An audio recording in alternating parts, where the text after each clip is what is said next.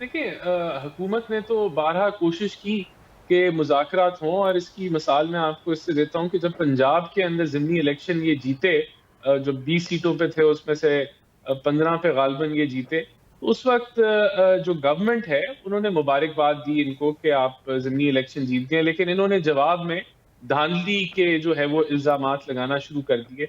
और फिर हुँ, आपको वो बयान भी याद होगा कि मैं जो है वो फिर हुकूमत ने उसके बाद मेरे ख़्याल से मिसा के मईशत की ऑफ़र की हुँ। ऑपोज़िशन को, इमरान खान साहब को।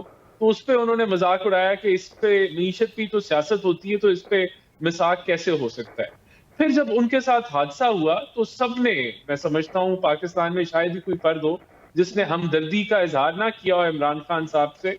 लेकिन उसके जवाब में उन्होंने जो है वो कत्ल करने का इल्ज़ाम जो है वो हुकूमत के मेन जो ओहदेदारान थे, हुँ, जिसमें वज़ीर-ए-आज़म थे और इंटीरियर मिनिस्टर थे, उन पे लगा दिए।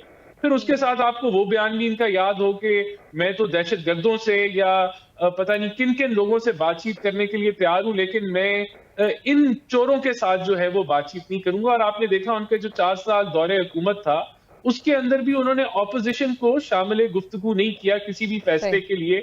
ऑपोज़िशन को उन्होंने किसी भी कंसेंसस जहाँ रिक्वायर्ड था उसको नहीं शामिल किया। तो इमरान खान साहब वो आदमी हैं जो खाली सियासतदानों को तो आप छोड़ दें, वो लेकिन तो राणा साहब पिछले जर्नलिस्ट को 2 भी। दिन से खान साहब का जो बयानिया है वो कुछ बदला है, कुछ फ्लेक्सिबिलिटी वो दिखा रहे हैं। वो ये कह रहे हैं कि चाहे 1 साल बाद ही सही इलेक्शन की तारीख का ऐलान कर दें। खान साहब को ये समझ आ रही है ना बात कि उनकी अना, उनकी ज़िद, उनकी हठ दर्मी के मुताबिक जो है ये मुल्क नहीं चलेगा। ये मुल्क आईन और कानून के मुताबिक चलेगा। दूसरा, खान साहब को नज़र आ रहा है कि जो आधे किलोमीटर का लॉन्ग मार्च शुरू हुआ था, जो 1500 किलोमीटर लंबे पाकिस्तान में इनकलाब लाना चाह रहा था, वो कुछ मेरे ख़्याल से ये तो पूरी कौम जो है वो उसी तरीके से चल रही है। और इनका इनकलाब जो है वो घंटे 2 घंटे के लिए एक तकरीर ये करते हैं, उसमें चंद 100 लोग होते हैं। तो मैं समझता हूँ कि वहां से भी उनको एहसास हो रहा है। और फिर जो हकायक अब आ रहे हैं, जिस तरह के हकायक उनका पर्दाफाश कर रहे हैं, तो उनको रियलाइजेशन हो रही है कि शायद जो ये मेरी नहीं, दाल इन जो है वो इन नहीं गलने हकायक वाली। पर तो राणा साहब वो ये कह रहे हैं ना कि ये जो चंद करोड़ की बात आपने उठा दी है, ये सिर्फ चंद करोड़ का मामला है। कहाँ इनके 1100 अरब रुपए के केसेस और कहाँ ये चंद करोड़ की बात।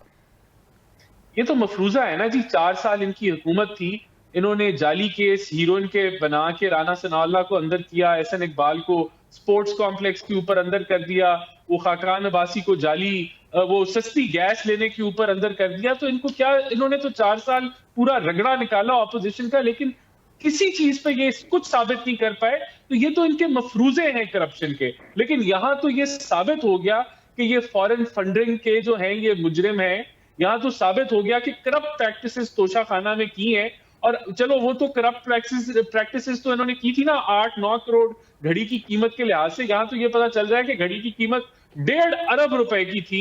यानी कि हुकूमती खजाने को 30-40 करोड़ का नुकसान पहुंचाया, खुद हम्म। मुनाफाखोरी की और कानून की धज्जियां उड़ा दी। तो मैं समझता हूं कि ये इस पे राणा इतनी साहब छोटी बात नहीं है। खान साहब को कोई परेशानी नजर नहीं आ रही। वो तो इस मामले को आलमी अदालतों में ले जाने की बात कर रहे हैं। ये भी आप देख लीजिएगा, ये एक झूठा बयानिया है। हम तो इंतजार में हैं कि आलमी अदालतों में ये केस जाए, वहां चंद हफ्तों में फैसले आ जाते हैं और इनको मुंह की खानी पड़ेगी। एक आदमी घड़ी दिखा रहा है, वो दिखा रहा है कि ये घड़ी मैंने खरीदी है। वो कोई पागल आदमी है जो वो एक जो है वो खड़ा हो जाए कि मैंने ये घड़ी खरीदी है और ये मैंने इतने में खरीदी है और इसको मैंने चेक भी कराया है, आप इसकी घड़ी की कीमत की तस्दीक भी करा दें। ये तो जाहिर सी बात है, इनका रद्द अमल ये तो नहीं आना था कि हाँ ये बिल्कुल ठीक कह रहा है। उन्होंने तो फौरन किरदार कुशी उसकी शुरू कर दी कि ये बंदा जो है ये तो कोई फ्रॉडिया है, फलाना है। लेकिन अब तो फवाद चौधरी की उसके इसके साथ कॉन्वर्सेशन नजर आ रही है कि हम्म। फवाद चौधरी उनके साथ एमओयू भी साइन कर रहे थे। फवाद चौधरी शेख रशीद के बारे में भी उनसे गुफ्तगू कर रहे थे। पिछले पता नहीं 2-3-4 सालों से वो लगातार कंटिन्यूस उनके साथ हम्म। राब्ते में थे। तो जब वो इनके राब्ते में हो, इनका मफाद हो, तो वो फ्रॉडिये नहीं। जब वो इनके खिलाफ बात करें या हकायक के ऊपर सही। बात करें तो वो फ्रॉडिये हैं। वो बिल्कुल कैरेक्टरलेस हैं, उनकी कोई वक़्त ही नहीं है। यही इनका मसला सही। इलेक्शन कमीशन के साथ था। जब उनके खिलाफ फैसला आया तो उन्होंने कहा ये तो बिकाऊ माल है, ये इलेक्शन कमीशन का तो कोई कोई ये तो है ही चोर, ये तो बिके हुए हैं इनके घर के। लेकिन जब जब उनको लगाना था तो उस वक्त उनकी तारीफें कर रहे थे। तो ये तो इनका प्रोपेगेंडा मशीन का ये टारगेट है। और ये मैं समझता हूँ, देखिए मैं समझता हूँ कि मरियम नवाज बड़ी पॉपुलर हैं पाकिस्तानी अवाम के अंदर, और वो क्राउड पुलर हैं, और वो पाकिस्तान का मुस्तकबिल हैं, और मैं समझता हूँ कि उनको जिम्मेदारियां देनी चाहिए हैं और उनके पास जिम्मेदारियां होनी चाहिए हैं। और यही मुत्तवक्के है कि अब तो जो है उनके खिलाफ जो एक पॉलिटिकली मोटिवेटेड केस था वो भी इख्तिताम पजीर हो गया है। शी कैन कंटेस्ट, और वो एक आजादाना तरीके सही। से लीगली जो है वो पॉलिटिक्स में हिस्सा ले सकती हैं। तो मैं सब आगे बहुत बड़ा रोल देख रहा हूं मरियम नवाज का पाकिस्तानी सियासत के अंदर, और भरपूर तरीके से उनकी वापसी पे जो जो वर्कर्स हैं मुस्लिम लीग नून के, वो इस उम्मीद पे होंगे कि वो इंशाल्लाह ताला आके जो जो पॉलिटिकल नैरेटिव है और जो चीजें हैं उनको वो लीड करेंगी इंशाल्लाह। अच्छा राना साहब, ये अहम तकर्री पर काबीना से राय लेने की तजावीज भी सामने आ रही हैं, क्या तमाम जमातें इस पर मुत्तफिक हैं और ये राय लेने का अमल कब से शुरू होगा?